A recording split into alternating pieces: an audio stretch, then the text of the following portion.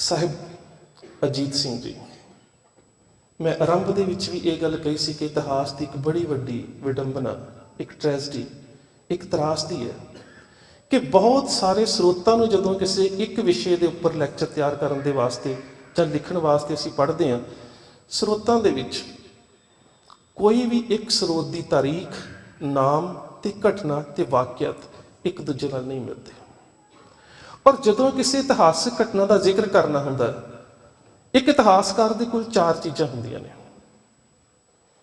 ਇੱਕ ਅਹਿਮ ਚੀਜ਼ ਹੁੰਦੀ ਹੈ ਕਿ ਜਿੱਥੇ ਉਹ ਵਾਕਿਆਤ ਵਾਪਰਿਆ ਸਥਾਨ, ਇੱਕ ਹੁੰਦਾ ਜਿਸ ਦੇ ਨਾਲ ਵਾਕਿਆਤ ਵਾਪਰਿਆ ਸ਼ਖਸੀਅਤ, ਇੱਕ ਹੁੰਦਾ ਜਿਹੜਾ ਉਸ ਵਾਕਿਆਤ ਦਾ ਗਵਾਹ ਹੈ ਸ਼ਾਹਦੀ, ਚੌਥੀ ਚੀਜ਼ ਹੁੰਦੀ ਹੈ ਜਿਸ ਨੇ ਉਸ ਵਾਕਿਆਤ ਦੇ ਬਾਰੇ ਲਿਖਿਆ ਸਰੋਤ।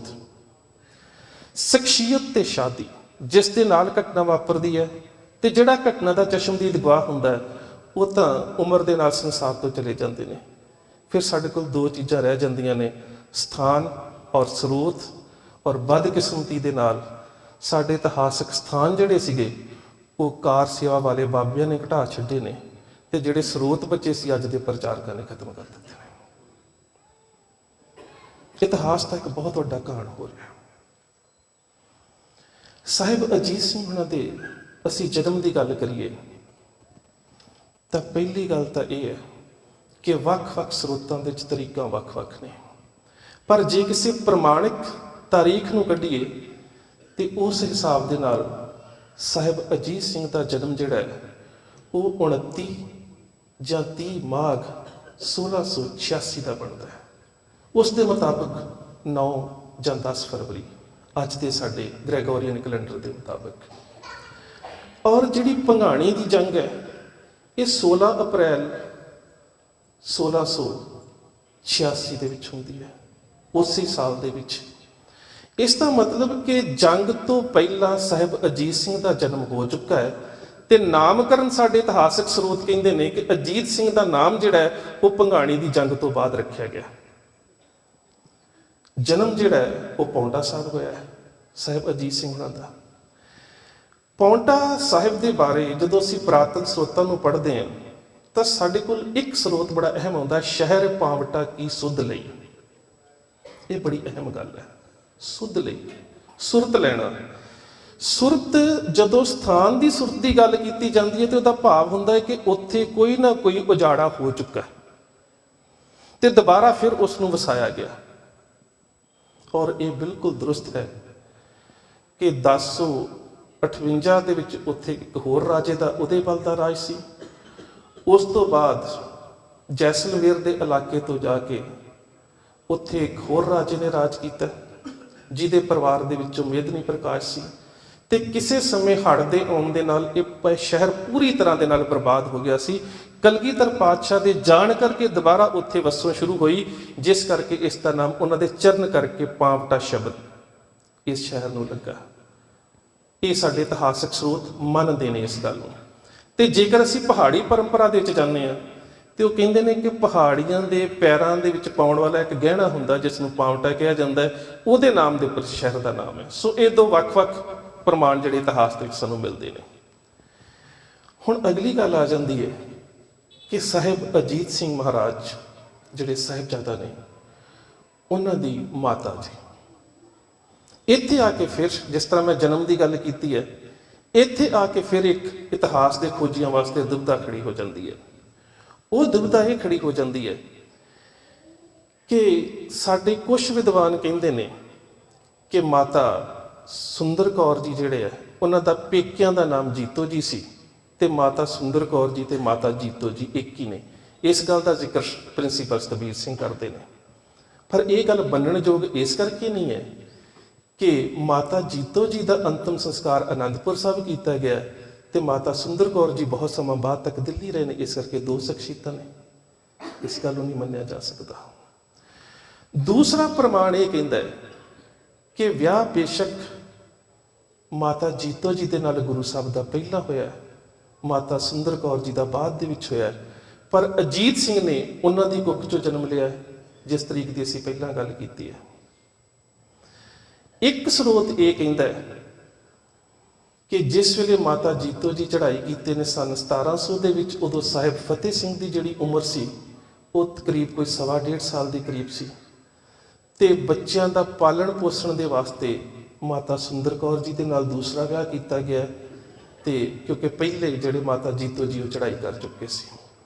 ਸੋ ਇਹ 3 ਤਰ੍ਹਾਂ ਦੇ ਜਿਹੜੇ ਇਤਿਹਾਸਕ ਪ੍ਰਮਾਣ ਨੇ ਸਾਨੂੰ ਇਤਿਹਾਸ ਦੇ ਵਿੱਚ ਮਿਲਦੇ ਨੇ। ਪਰ ਜਦੋਂ ਅਸੀਂ ਬਹੁਤ ਸਾਰੇ ਪ੍ਰਮਾਣਾਂ ਦੀ ਘੋਖ ਕਰਦੇ ਹਾਂ ਤਾਂ ਫਿਰ ਜ਼ਿਆਦਾ ਪ੍ਰਮਾਣ ਜਿਹੜੇ ਨੇ ਇਸ ਗੱਲ ਦੇ ਉੱਪਰ ਆ ਕੇ ਟਿਕ ਜਾਂਦੇ ਨੇ ਕਿ ਸਾਹਿਬਜ਼ਾਦਾ ਅਜੀਤ ਸਿੰਘ ਹੁਣਾਂ ਦਾ ਜਨਮ ਜਿਹੜਾ ਹੈ ਉਹ ਮਾਤਾ ਸੁੰਦਰ ਕੌਰ ਜੀ ਦੀ ਕੁੱਖ ਦੇ ਵਿੱਚ ਹੋਇਆ। ਇਸ ਤੱਥ ਦੇ ਉੱਪਰ ਜ਼ਿਆਦਾ ਇਤਿਹਾਸਕਾਰਾਂ ਦਾ ਮਤ ਜਿਹੜਾ ਉਹ ਹੈ ਤਾਰੀਖ ਦੇ ਉੱਪਰ। ਅਗਲੀ ਗੱਲ ਆ ਜਾਂਦੀ ਹੈ ਨਾਮਕਰਨ ਦੀ। ਇਹ ਮੈਂ ਜਿਸ ਤਰ੍ਹਾਂ ਸ਼ੁਰੂ ਦੇ ਵਿੱਚ ਕਿਹਾ ਸੀ ਕਿ ਇਤਿਹਾਸ ਦੀ ਇੱਕ ਤਰਾਸਦੀ ਹੈ, ਇੱਕ ਟ੍ਰੈਜਡੀ ਹੈ ਕਿ ਬੰਸਾਵਲੀ ਨਾਮੇ ਦਾ ਲਿਖਾਰੀ ਸਾਹਿਬਜ਼ਾਦਾ ਅਜੀਤ ਸਿੰਘ ਦਾ ਨਾਮ ਲਿਖਦਾ ਜੀਤ ਸਿੰਘ। ਇਸੇ ਤਰ੍ਹਾਂ ਸੈਨਾਪਤ ਜਿਹੜਾ ਹੈ ਸ੍ਰੀ ਗੁਰੂ ਸੋਭਾ ਦੇ ਚ ਨਾਮ ਲਿਖਦਾ ਹੈ ਰਣਜੀਤ ਸਿੰਘ, ਤੇ ਜ਼ਿਆਦਾ ਸਰੋਤਾਂ ਦੇ ਚ ਨਾਮ ਮਿਲਦਾ ਹੈ ਅਜੀਤ ਸਿੰਘ। ਸੋ ਸਰੋਤਾਂ ਦੇ ਚ ਨਾਮ ਵੀ 3 ਨੇ, ਜੀਤ ਸਿੰਘ, ਅਜੀਤ ਸਿੰਘ ਤੇ ਰਣਜੀਤ ਸਿੰਘ। ਉਹਦੇ ਪਿੱਛੇ ਕਾਰਨ ਕੀ ਹੈ? ਉਹਦੇ ਪਿੱਛੇ ਕਾਰਨ ਇਹ ਹੈ ਕਿ ਜਦੋਂ ਅਸੀਂ ਇਤਿਹਾਸਕ ਸਰੋਤਾਂ ਦੇ ਵਿੱਚ ਸਾਹਿਬਜ਼ਾਦਾ ਅਜੀਤ ਸਿੰਘ ਦੇ ਨਾਮਕਰਨ ਦੀ ਗੱਲ ਕਰਦੇ ਹਾਂ ਤਾਂ ਇਹਨਾਂ ਸਰੋਤਾਂ ਤੋਂ ਪਹਿਲਾਂ ਜਿਹੜਾ ਸਰੋਤ ਹੈ ਉਹ ਸਰੋਤ ਕਹਿੰਦਾ ਹੈ ਕਿ ਸਾਹਿਬਜ਼ਾਦਾ ਅਜੀਤ ਸਿੰਘ ਦਾ ਨਾਮ ਭੰਗਾਣੀ ਦੀ ਜੰਗ ਜਿੱਤਣ ਤੋਂ ਬਾਅਦ ਰੱਖਿਆ ਗਿਆ, ਜਿਹੜੀ ਕਿ ਉਹਨਾਂ ਦੇ ਜਨਮ ਤੋਂ 1.5-2 ਮਹੀਨੇ ਬਾਅਦ ਹੋਈ। ਤੇ ਉਸ ਜੰਗ ਨਾਲ ਸੰਬੰਧਿਤ ਸਰੋਤ ਦੇ ਵਿੱਚ ਦੋਵੇਂ ਨਾਮ ਆਉਂਦੇ ਨੇ, ਰਣਨਜੀਤ ਆਏ ਜੈਨ ਗੀਤ ਗਾਏ, ਕਿਰਪਾ ਕਾਲ ਕੇਰੀ ਪਈ ਜੀਤ ਮੇਰੀ। ਉਹਦੇ ਚ ਰਣਜੀਤ ਵੀ ਆਉਂਦਾ ਸ਼ਬਦ ਤੇ ਜੀਤ ਵੀ ਆਉਂਦਾ। ਪਰ ਇਹਦੇ ਵਿੱਚ ਵੀ ਸਾਡੇ 14-15 ਸਰੋਤ ਉਹ ਨੇ ਪ੍ਰਮਾਣਿਕ ਸਰੋਤਾਂ ਦੇ ਵਿੱਚੋਂ ਜਿਹੜੇ ਸਾਹਿਬ ਅਜੀਤ ਸਿੰਘ ਦੀ ਗੱਲ ਕਰਦੇ ਨੇ। ਇਸੇ ਤਰ੍ਹਾਂ ਜਦੋਂ ਅਸੀਂ ਬਾਕੀ 3 ਸਾਹਿਬਜ਼ਾਦਿਆਂ ਦੀ ਗੱਲ ਕਰਦੇ ਹਾਂ ਤਾਂ ਉੱਥੇ ਵੀ ਇਹ ਦੁਬਿਧਾਵਾਂ ਸਾਡੇ ਸਾਹਮਣੇ ਨੇ, ਇਹ ਦਰਪੇਸ਼ ਨੇ। ਸਾਹਿਬਜ਼ਾਦਾ ਅਜੀਤ ਸਿੰਘ ਦਾ ਜਨਮ, ਜੋ ਮੈਂ ਕਿਹਾ ਕਿ ਇਤਿਹਾਸਕ ਸਰੋਤਾਂ ਦੇ ਵਿੱਚ ਜਿਹੜੀ ਤਰੀਕ ਔਰ ਜਿਸ ਮਾਤਾ ਜੀ ਦੀ ਕੁੱਖ 'ਚੋਂ ਹੋਇਆ, ਥੋੜ੍ਹੀ ਉਮਰ ਵਡੇਰੀ ਹੋਈ ਤਾਂ ਇਹਨਾਂ ਨੇ ਗੱਤਕੇ ਦੀ, ਨੇਜੇਬਾਜ਼ੀ ਦੀ, ਘੋੜਸਵਾਰੀ ਦੀ ਸਿੱਖਿਆ ਜਿਹੜੀ ਸੀ ਉਹ ਉਸਤਾਦਾਂ ਦੇ ਕੋਲੋਂ ਲਈ। ਔਰ ਸਾਹਿਬਜ਼ਾਦਾ ਅਜੀਤ ਸਿੰਘ ਨੇ ਆਪਣੀ ਜ਼ਿੰਦਗੀ ਦੀ ਜਿਹੜੀ ਪਹਿਲੀ ਜੰਗ ਹੈ ਉਹ ਬੜੀ ਅਹਿਮ ਜੰਗ ਲੜੀ ਹੈ। ਸੰਗਤਾਂ ਪੋਠੋਹਾਰ ਦੇ ਇਲਾਕੇ 'ਚੋਂ ਆ ਰਹੀਆਂ ਸੀ ਤੇ ਜਦੋਂ ਇਸ ਇਲਾਕੇ ਦੇ ਵਿੱਚੋਂ ਆ ਰਹੀਆਂ ਸੀ ਤੇ ਰਸਤੇ ਦੇ ਵਿੱਚ ਇੱਕ ਬੜਾ ਮਸ਼ਹੂਰ ਰੰਗੜ ਸੀ, ਕੇਸ਼ੋ ਰਾਮ ਰੰਗੜ। ਉਸਨੇ ਆਪਣੇ ਗੁੰਡਿਆਂ ਨੂੰ ਨਾਲ ਲਿਆ ਕਿਉਂਕਿ ਪਹਾੜੀ ਰਾਜਿਆਂ ਦੀ ਸਰਪ੍ਰਸਤੀ ਸੀ, ਗੁਰੂ ਸਾਹਿਬ ਦੇ ਵਿਰੋਧੀ ਸਨ। ਇਸ ਦਾ ਜ਼ਿਕਰ ਲਤੀਫ ਵੀ ਕਰਦਾ ਹੈ ਕਿ ਪਹਾੜੀ ਰਾਜਿਆਂ ਦਾ ਗੁਰੂ ਸਾਹਿਬ ਦਾ ਵਿਰੋਧੀ ਹੋਣਾ ਸਭ ਤੋਂ ਵੱਡੀ ਅਹਿਮ ਕਾਰਨ ਸੀ ਕਿ ਗੁਰੂ ਸਾਹਿਬ ਨੇ ਜਾਤੀ ਪ੍ਰਥਾ ਨੂੰ ਜਨਤਕ ਤੌਰ ਤੇ ਤੋੜ ਦਿੱਤਾ ਸੀ। ਜਦੋਂ ਅਸੀਂ ਗੱਲ ਕਰਦੇ ਹਾਂ ਨਾ ਤੇ ਕਲਗੀਧਰ ਪਾਤਸ਼ਾਹ ਦੇ ਜਿਹੜੇ ਮੁੱਖ ਵਾਕ ਨੇ, ਜਿਹੜੇ ਸਾਡੇ ਪ੍ਰਾਤਨ ਸਰੋਤਾਂ 'ਚ ਮਿਲਦੇ ਨੇ, ਤੇ ਉਹਨਾਂ ਦੇ ਵਿੱਚ ਜਾਤੀ ਪ੍ਰਥਾ ਦਾ ਖੰਡਨ ਹੀ ਨਹੀਂ ਬਲਕਿ ਜਾਤੀ ਪ੍ਰਥਾ ਨੂੰ ਖਤਮ ਕਰਕੇ ਸਿੱਖਾਂ ਨੂੰ ਜਿਹੜੀ ਪਾਤਸ਼ਾਹੀ ਦੇਣ ਦਾ ਜ਼ਿਕਰ ਹੈ ਨਾ, ਉਹ ਪਹਾੜੀ ਰਾਜਿਆਂ ਨੂੰ ਹਜ਼ਮ ਨਹੀਂ ਹੁੰਦਾ। ਜਦੋਂ ਗੁਰਦੇਵ ਪਾਤਸ਼ਾਹ ਕਹਿੰਦੇ ਨੇ ਕਿ ਜਿਨ ਕੀ ਜਾਤ ਪਾਤ ਕੁਲ ਮਾਹੀ, ਸਰਦਾਰੀ ਨਾ ਭਈ ਕਦਾਹੀ, ਤਿਨ ਹੀ ਕੋ ਸਰਦਾਰ ਬਣਾਉ, ਤਬੇ ਗੋਬਿੰਦ ਸਿੰਘ ਨਾਮ ਕਹਾਉ। ਪਹਾੜੀ ਇਸ ਗੱਲ ਤੋਂ ਦੁਖੀ ਨੇ ਤੇ ਜਿੰਨੇ ਵੀ ਗੁਰੂ ਘਰ ਦੇ ਵਿਰੋਧੀ ਨੇ ਉਹਨਾਂ ਨੂੰ ਪਹਾੜੀ ਰਾਜੇ ਜਿਹੜੇ ਨੇ ਸੁਰੱਖਿਆ ਪ੍ਰਦਾਨ ਕਰਦੇ ਨੇ। ਇਸੇ ਤਰ੍ਹਾਂ ਉਸ ਇਲਾਕੇ ਦੇ ਵਿੱਚ ਕੇਸੋ ਰਾਮ ਰੰਗੜ, ਸੰਗਤਾਂ ਨੂੰ ਲੁੱਟ ਲਿਆ ਗਿਆ। ਜਦੋਂ ਸੰਗਤਾਂ ਵਾਪਸ ਆਈਆਂ, ਆ ਕੇ ਗੁਰੂ ਦਰਬਾਰ ਦੇ ਵਿੱਚ ਆਪਣੀ ਸਾਰੀ ਵਿਥਿਆ ਸੁਣਾ ਦਿੱਤੀ ਕਿ ਪਾਤਸ਼ਾਹ ਸੀ ਤੁਹਾਡੇ ਵਾਸਤੇ ਕਾਰਪੇਟਾ ਲੈ ਕੇ ਆ ਰਹੇ ਸੀ। ਬੜਾ ਅਹਿਮ ਸ਼ਬਦ ਹੈ ਸਾਡੇ ਸਰੋਤਾਂ ਦੇ ਵਿੱਚ, ਭੇਟਾ, ਕਾਰਪੇਟਾ। ਇਹ 3 ਸ਼ਬਦ ਐਸੇ ਨੇ, ਇਹਨਾਂ ਸ਼ਬਦਾਂ ਦੇ ਉੱਪਰ ਬਹੁਤ ਵੱਡੀ ਕਨਫਿਊਜ਼ਨ ਹੈ, ਬਹੁਤ ਵੱਡੀ। ਕਿਉਂਕਿ ਅਕਸਰ ਕਈ ਵਾਰੀ ਜਦੋਂ ਅਸੀਂ ਲੈਕਚਰ ਕਰਦੇ ਹਾਂ ਤਾਂ ਕਈ ਵਾਰੀ ਸਟੇਜ ਸਕੱਤਰ ਸਾਹਿਬਾਨ ਕਹਿ ਦੇਣਗੇ ਕਿ ਹੁਣ ਫਲਾਣੇ ਬੁਲਾਰੇ ਨੂੰ ਸਿਰਪਾਓ ਭੇਟ ਕੀਤਾ ਜਾਵੇਗਾ। ਸਿਰਪਾਓ ਭੇਟ ਨਹੀਂ ਕੀਤਾ ਜਾ ਸਕਦਾ। 3 ਚੀਜ਼ਾਂ ਨੇ, ਦਾਨ, ਭੇਟਾ ਔਰ ਬਖਸ਼ਿਸ਼। ਆਪਣੀ ਕਿਰਤ ਕਮਾਈ ਜੋ ਸਾਨੂੰ ਗੁਰੂ ਨੇ ਬਖਸ਼ੀ ਹੈ ਉਹਦੇ ਵਿੱਚੋਂ ਦਸਵੰਧ ਕੱਢ ਕੇ ਗੁਰੂ ਦੀ ਹਜ਼ੂਰੀ ਦੇ ਵਿੱਚ ਅਰਪਿਤ ਕਰਦੇ ਹਾਂ, ਉਹ ਹੈ ਭੇਟਾ। ਗੁਰੂ ਪ੍ਰਸੰਨ ਹੋ ਕੇ ਜਿਹੜਾ ਸਾਡੇ ਸਿਰ ਤੇ ਹੱਥ ਧਰਦਾ ਹੈ, ਉਹ ਹੈ ਬਖਸ਼ਿਸ਼। ਤੇ ਗੁਰੂ ਦੀਆਂ ਦਿੱਤੀਆਂ ਬਖਸ਼ਿਸ਼ਾਂ ਦੇ ਵਿੱਚੋਂ ਅਸੀਂ ਕਿਸੇ ਲੋੜਵੰਦ ਦੀ ਮਦਦ ਕਰਦੇ ਹਾਂ, ਉਹ ਹੈ ਦਾਨ। ਇਹ ਤਿੰਨ ਚੀਜ਼ਾਂ ਦੇ ਉੱਪਰ ਇੰਨੀ ਵੱਡੀ ਕਨਫਿਊਜ਼ਨ ਹੈ, ਅਰਥ ਬੜੇ ਵੱਖੋ ਵੱਖਰੇ ਨੇ। ਸਿੱਖ ਗੁਰੂ ਦੇ ਕੋਲੋਂ ਭੇਟਾ ਨਹੀਂ ਲੈ ਸਕਦਾ, ਕਿਉਂਕਿ ਸਿੱਖ ਛੋਟਾ ਹੈ, ਗੁਰੂ ਵੱਡਾ ਹੈ। ਭੇਟਾ ਅਰਪਿਤ ਕੀਤੀ ਜਾਂਦੀ ਵੱਡੇ ਦੇ ਅੱਗੇ। ਸੰਗਤਾਂ ਨੇ ਆ ਕੇ ਬੇਨਤੀ ਕੀਤੀ, ਅਸੀਂ ਕਾਰ ਭੇਟਾ ਗੁਰੂ ਘਰ ਦੇ ਵਾਸਤੇ ਲੈ ਕੇ ਆ ਰਹੇ ਸੀ, ਰਸਤੇ ਦੇ ਵਿੱਚ ਸਾਨੂੰ ਲੁੱਟ ਲਿਆ ਗਿਆ। ਤੇ ਕਲਗੀਧਰ ਪਾਤਸ਼ਾਹ ਗੁਰੂ ਗੋਬਿੰਦ ਸਿੰਘ ਮਹਾਰਾਜ ਨੇ 2 ਸਿੱਖਾਂ ਨੂੰ ਭੇਜਿਆ ਉਸ ਕੇਸੋ ਰਾਮ ਰੰਗੜ ਨੂੰ ਸਜ਼ਾ ਦੇਣ ਦੇ ਵਾਸਤੇ। ਸਾਹਿਬ ਅਜੀਤ ਸਿੰਘ ਤੇ ਬਾਬਾ ਉਦੇ ਸਿੰਘ, ਸ਼ਹੀਦ ਭਾਈ ਮਨੀ ਸਿੰਘ ਦੇ ਬੇਟੇ, ਦੋਹਾਂ ਨੂੰ ਭੇਜਿਆ। ਦੋਹਾਂ ਦੇ ਉਸ ਜੰਗ ਦੇ ਵਿੱਚ ਕੇਸੋ ਰਾਮ ਦੇ ਕੋਲ ਜਿੰਨਾ ਵੀ ਖੋਇਆ ਮਾਲ ਅਰਬਾਸ ਸੀ ਸੰਗਤਾਂ ਦਾ, ਇਹਨਾਂ ਦੋਵਾਂ ਨੇ ਵਾਪਸ ਲੈ ਲਿਆ। ਕੇਸੋ ਰਾਮ ਨੂੰ ਕਤਲ ਨਹੀਂ ਕੀਤਾ। ਕੇਸੋ ਰਾਮ ਦੀਆਂ ਮਸ਼ਕਾਂ ਬੰਨ੍ਹ ਕੇ ਗੁਰੂ ਸਾਹਿਬ ਦੀ ਹਜ਼ੂਰੀ ਚ ਲੈ ਆਉਂਦਾ ਹੈ। ਇੱਥੇ ਜੰਗੀ ਅਸੂਲ ਵੇਖਣ ਵਾਲੇ ਨੇ ਕਿ ਕਿੰਨੀ ਛੋਟੀ ਆਜੂ ਦੇ ਵਿੱਚ ਗੁਰੂ ਸਾਹਿਬ ਨੇ ਜੰਗ ਦੇ ਅਸੂਲ ਦ੍ਰਿੜ ਕਰਵਾ ਦਿੱਤੇ। ਮੈਂ ਇੱਕ ਹੋਰ ਉਦਾਹਰਨ ਦਿੰਦਾ। ਜਿਸ ਵੇਲੇ ਸਰਹੰਦ ਦਾ ਸੈਯਦ ਵਲੀ ਹਸਨ ਜਿਹੜਾ ਕਾਜੀ ਸੀ ਔਰੰਗਜ਼ੇਬ ਦਾ, ਜਦੋਂ ਅਨੰਦਪੁਰ ਸਾਹਿਬ ਮੁਕੱਦਸ ਕੁਰਾਨ ਸ਼ਰੀਫ ਲੈ ਕੇ ਆਇਆ ਸੀ ਨਾ, ਜਿਸ ਦੇ ਉੱਪਰ ਔਰੰਗਜ਼ੇਬ ਨੇ ਕਲਗੀਧਰ ਪਾਤਸ਼ਾਹ ਨੂੰ ਅਨੰਦਪੁਰ ਸਾਹਿਬ ਛੱਡਣ ਦੀ ਕਸਮ ਲਿਖੀ ਸੀ, ਜਿਸ ਦਾ ਜ਼ਿਕਰ ਗੁਰੂ ਗੋਬਿੰਦ ਸਿੰਘ ਮਹਾਰਾਜ ਜ਼ਫਰਨਾਮੇ 'ਚ ਵੀ ਕਰਦੇ ਨੇ ਕਿ ਤਸ਼ਰੀਫ ਦਰ ਕਸਬਾ ਕਾਂਗੜ ਕੁਨਦ ਵਜ਼ਾਂ ਪਸ ਮੁਲਾਕਾਤ ਬਾਹਮ ਸ਼ਬਦ। ਔਰ ਗੁਰੂ ਸਾਹਿਬ ਇੱਥੋਂ ਤੱਕ ਵੀ ਕਹਿੰਦੇ ਨੇ, ਕਹਿੰਦੇ ਔਰੰਗਜ਼ੇਬ ਮੈਂ ਕੁਛ ਨਹੀਂ ਸੰਭਾਲਿਆ, ਪਰਿਵਾਰ ਵਿਛੋੜਾ, ਪੁੱਤਰਾਂ ਦੀ ਸ਼ਹਾਦਤ, ਸਿੰਘ ਤਾਜ ਰਾਜ ਬਾਜ ਸਭ ਕੁਝ ਗਿਆ, ਪਰ ਇੱਕ ਚੀਜ਼ ਮੇਰੇ ਕੋਲ ਹੈ, ਤੁਰਾ ਗਰਬ ਬਾਇਤ ਬਾ ਕੌਲੇ ਕੁਰਾਨ ਬਨਿਸਤੇ ਸ਼ਮਾਰਾ ਅਰਸਾਨਮ ਹਮਾ। ਜੇ ਤੂੰ ਉਹ ਮੁਕੱਦਸ ਕੁਰਾਨ ਸ਼ਰੀਫ ਵੇਖਣਾ ਚਾਹੁੰਦਾ ਹੈ ਨਾ, ਜਿਹਦੇ ਉੱਪਰ ਤੂੰ ਝੂਠੀ ਕਸਮ ਖਾਦੀ ਸੀ, ਮੈਂ ਸੰਭਾਲ ਕੇ ਰੱਖੀ ਹੋਈ ਹੈ, ਮੇਰੇ ਕੋਲ ਹੈ। ਤੁਰਾ ਗਰਬ ਬਾਇਤ, ਜੇਕਰ ਤੂੰ ਵੇਖਣਾ ਚਾਹੁੰਦਾ ਬਾ ਕੌਲੇ ਕੁਰਾਨ, ਉਹ ਕੌਲ ਵਾਲੀ ਕੁਰਾਨ, ਬਨਿਸਤੇ ਸ਼ਮਾਰਾ, ਮੇਰੇ ਕੋਲ ਆ ਜਾ, ਰਸਾਨਮ ਹਮਾ, ਸੰਭਾਲ ਕੇ ਰੱਖੀ ਹੈ, ਵਿਖਾ ਦੇਵਾਂਗਾ ਤੈਨੂੰ। ਉਸ ਵੇਲੇ ਉਹ ਜਿਹੜਾ ਕਾਜ਼ੀ ਵਲੀ ਹਸਨ ਸੀ, ਉਹ ਥੋੜਾ ਰੋਬ ਪਾ ਕੇ ਗੱਲ ਕਰ ਲੱਗਾ, ਥੋੜਾ ਟੌਰ ਦੇ ਨਾਲ, ਕਿ ਸ਼ਾਇਦ ਮੈਂ ਔਰੰਗਜ਼ੇਬ ਦਾ ਭੇਜਿਆ ਹੋਇਆ। ਇਸ ਦਾ ਜ਼ਿਕਰ ਹਕੀਮ ਮਿਰਜ਼ਾ ਅਲਾਯਾਰ ਖਾਨ ਜ਼ੋਗੀ ਨੇ ਵੀ ਕੀਤਾ। ਇਤਲਾਹ ਹੁਈ ਸਰਹੰਦ ਦੇ ਵੱਲੋਂ ਪਾਸੇ ਆਇਆ ਸੀ, ਕਾਸਿਦ ਇੱਕ ਆਇਆ ਹੈ, ਉਹ ਸ਼ਾਹ ਕਾ ਪੈਗਾਮ ਲਾਇਆ ਹੈ।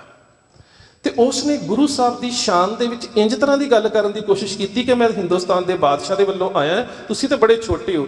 ਸਾਹਿਬ ਅਜੀਤ ਸਿੰਘ ਨੇ ਤਲਵਾਰ ਦੇ ਮੁੱਠੇ ਤੇ ਹੱਥ ਪਾ ਲਿਆ,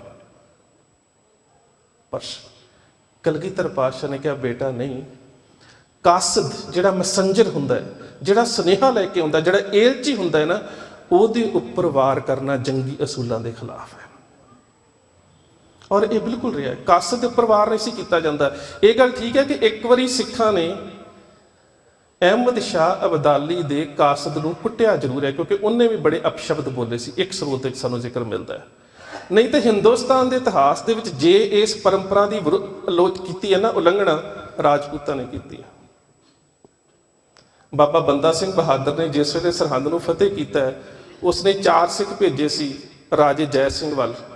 ਇਸ ਦਾ ਜ਼ਿਕਰ ਤੁਹਾਨੂੰ ਅਹਿਕਾਮੇ ਮਾਫ ਕਰਨਾ ਅਖਬਾਰਾਂ ਤੇ ਦਰਬਾਰੇ ਮੌਲਾ ਦੇ ਵਿੱਚ ਮਿਲ ਜਾਵੇਗਾ, ਫਾਰਸੀ ਦਾ ਸਰੋਤ ਹੈ।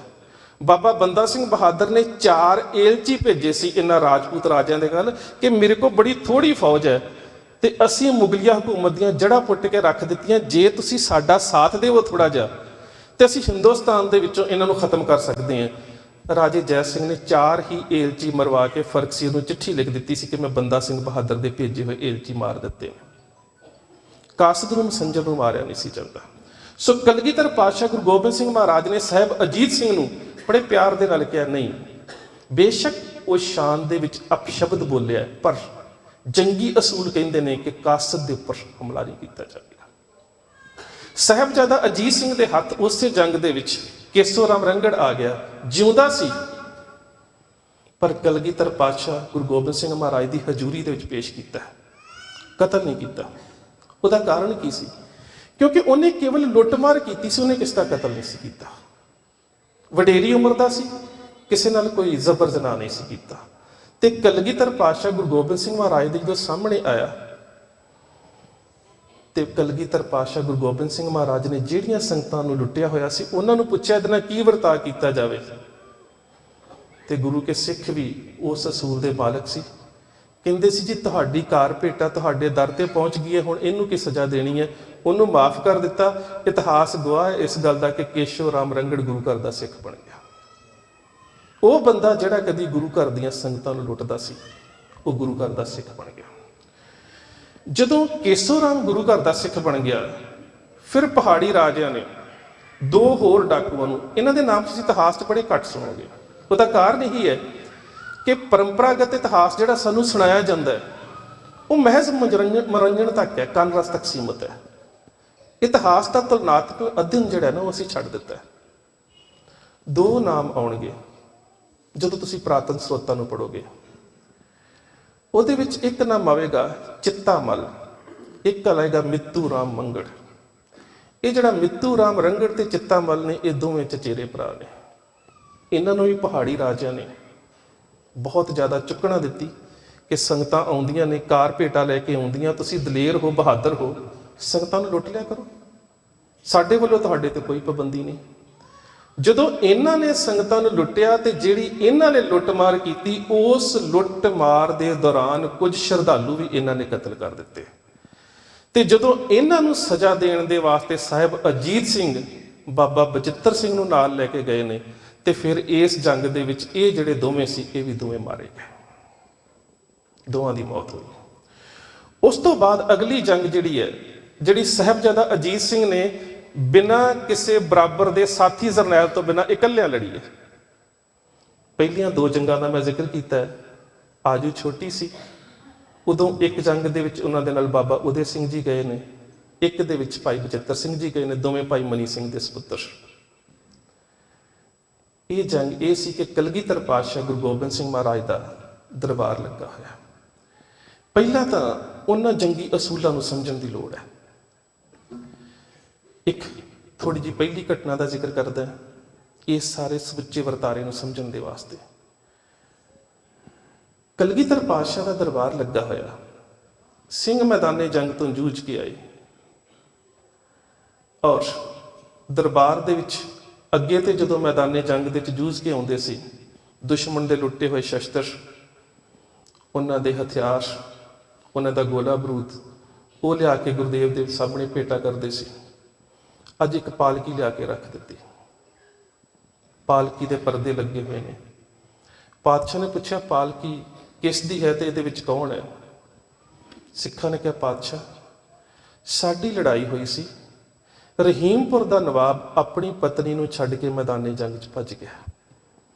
ਇਹ ਰਹੀਮਪੁਰ ਦੇ ਨਵਾਬ ਦੀ ਪਤਨੀ ਹੈ, ਪਰ ਅਸੀਂ ਕੱਪੜਾ ਚੁੱਕ ਕੇ ਨਹੀਂ ਵੇਖਿਆ, ਪਰਾਈ ਔਰਤ ਸੀ। ਅਸੀਂ ਇਸ ਦੀ ਪਾਲਕੀ ਦਾ, ਅਸੀਂ ਇਸ ਦੀ ਸ਼ਾਹੀ ਪਾਲਕੀ ਦਾ ਕੱਪੜਾ ਨਹੀਂ ਚੁੱਕਿਆ। ਪਾਤਸ਼ਾਹ ਨੇ ਕੱਪੜਾ ਉਠਾਇਆ, ਉਹ ਪਤਾ ਕੌਣ ਸੀ? ਨਾਹਰ ਖਾਂ ਦੀ ਬੇਟੀ। ਨਾਹਰ ਖਾਂ ਜਿਹੜਾ ਸ਼ੇਰ ਮੁਹੰਮਦ ਖਾਨ ਮਲੇਰਕੋਟੇ ਵਾਲੇ ਦਾ ਭਰਾ ਸੀ ਤੇ ਜਿਹੜਾ ਚਮਕੌਰ ਦੀ ਜੰਗ ਦੇ ਵਿੱਚ ਕਲਗੀਧਰ ਪਾਤਸ਼ਾਹ ਗੁਰੂ ਗੋਬਿੰਦ ਸਿੰਘ ਮਹਾਰਾਜ ਦੇ ਹੱਥੋਂ ਮਾਰਿਆ ਗਿਆ ਸੀ, ਜਿਸ ਦਾ ਜ਼ਿਕਰ ਗੁਰਦੇਵ ਪਾਤਸ਼ਾਹ ਜ਼ਫਰਨਾਮੇ 'ਚ ਵੀ ਕਰਦੇ ਨੇ। ਚੂਦੀਦਮ ਬਾ ਨਾਹਰ ਬਾ ਆਮਦ ਬਾ ਜ਼ੰਦ ਚਸ਼ੀਦੇ ਯਕੇ ਤੀਰ ਮਨ ਬੇਦਰੰਗ, ਕਿ ਜਦੋਂ ਤੇਰਾ ਨਾਹਰ ਖਾਨ ਨਾਮ ਦਾ ਮਨਸਬਦਾਰ ਮੈਦਾਨੇ ਜੰਗ ਦੇ ਵਿੱਚ ਸਾਹਮਣੇ ਆਇਆ ਤੇ ਮੈਂ ਕੰਨ ਤੱਕ ਖਿੱਚ ਕੇ ਚਸ਼ੀਦੇ ਯਕੇ ਤੀਰ, ਇੱਕ ਤੀਰ ਛੱਡਿਆ ਤੇ ਉਹਨੂੰ ਉੱਥੇ ਖਤਮ ਕਰ ਦਿੱਤਾ। ਉਸ ਦੀ ਬੇਟੀ ਸੀ। ਹੁਣ ਦੁਸ਼ਮਣ ਦੀ ਬੇਟੀ ਹੈ ਤੇ ਦੁਸ਼ਮਣ ਦੀ ਪਤਨੀ ਹੈ, ਜਰਾ ਖਿਆਲ ਕਰਿਓ। ਦੁਸ਼ਮਣ ਦੀ ਬੇਟੀ ਹੈ, ਦੁਸ਼ਮਣ ਦੀ ਪਤਨੀ ਹੈ, ਸਿੱਖਾਂ ਦੇ ਹੱਥ ਆਈ ਹੈ। ਤੇ ਪਾਤਸ਼ਾਹ ਪਤਾ ਕੀ ਕਹਿੰਦੇ ਨੇ? ਜਿੰਨਾ ਉਸ ਜੰਗ ਦੇ ਵਿੱਚੋਂ ਜਿੱਤ ਕੇ ਆਉਣਾ ਔਖਾ ਸੀ, ਉਹਦੇ ਤੋਂ ਵੱਧ ਔਖਾ ਹੁੰਦਾ ਦੁਸ਼ਮਣ ਦੇ ਇਲਾਕੇ ਦੇ ਵਿੱਚ ਕਿਸੇ ਚੀਜ਼ ਨੂੰ ਵਾਪਸ ਕਰਨ ਜਾਣਾ। ਪਾਤਸ਼ਾਹ ਕਹਿੰਦੇ ਕਿ ਰਹੀਮਪੁਰ ਦੇ ਨਵਾਬ ਦੇ ਇਲਾਕੇ ਦੇ ਵਿੱਚ ਇਸ ਪਾਲਕੀ ਨੂੰ ਮਹਿਫੂਜ਼ ਛੱਡ ਕੇ ਆਓ। ਸਾਹਿਬ ਅਜੀਤ ਸਿੰਘ ਉਦੋਂ ਵੀ ਨਾਲ ਗਏ ਨੇ। ਔਰ ਇੱਕ ਸਿੱਖ ਨੇ ਕਹਿ ਵੀ ਦਿੱਤਾ, ਵੇਖੋ ਹਰ ਤਰ੍ਹਾਂ ਦੀ ਮਾਨਸਿਕਤਾ ਹੁੰਦੀ ਹਰ ਫੌਜ ਦੇ ਵਿੱਚ। ਇੱਕ ਸਿੱਖ ਨੇ ਕਹਿ ਦਿੱਤਾ ਪਾਤਸ਼ਾਹ ਵਾਪਸ ਕਰਨ ਦੀ ਕੀ ਲੋੜ ਹੈ? ਜੇ ਸਿੱਖਾਂ ਦੀ ਜਾਂ ਕਿਸੇ ਹੋਰ ਪਰਿਵਾਰ ਦੀ ਬੱਚੀ ਮੁਗਲਾਂ ਦੇ ਹੱਥ ਆਉਂਦੀ, ਉਹਨਾਂ ਛੱਡਣੀ ਥੋੜਾ ਸੀ, ਅਸੀਂ ਵਾਪਸ ਕਰਨ ਕਿਉਂ ਜਾਈਏ? ਤੇ ਮੇਰੇ ਗੁਰਦੇਵ ਪਾਤਸ਼ਾਹ ਨੇ ਪਤਾ ਕੀ ਕਿਹਾ? ਤਬ ਸਤਿਗੁਰ ਬੋਲੇ ਇੱਕ ਬੇਰੇ ਹਮ ਲੈ ਜਾਨੋ ਪੰਥ ਉਚੇਰੇ। ਜੋ ਉਹ ਕਰਦੇ ਨੇ ਅਸੀਂ ਉਹ ਨਹੀਂ ਕਰਾਂਗੇ। ਸਾਡੀ ਵਿਚਾਰਧਾਰਾ ਵੱਖਰੀ ਹੈ, ਸਾਡੀ ਵਿਚਾਰਧਾਰਾ ਵਿਲੱਖਣ ਹੈ।